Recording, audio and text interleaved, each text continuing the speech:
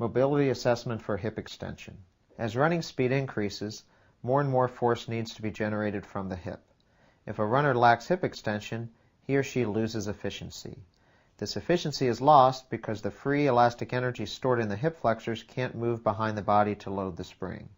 Without the ability to extend the hip, the foot contact moves farther and farther in front of the body as speed and stride length increase. This leads to increased braking and vertical forces, high loading rates, and an increased arch in the lower back. Likewise, limitations in hip extension mobility on one side increase the tension on the opposite hamstring and are often an overlooked source of chronic hamstring strains.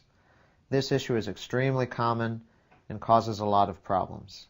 Have the runner kneel down on one knee inside a door jamb facing away from the jamb, such that the femur of the leg he or she is kneeling on is vertical, and the tibia of the opposite leg is vertical.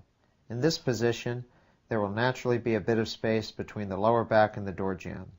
Tilt the pelvis backwards so that the hollow between the lower back and the door jamb disappears.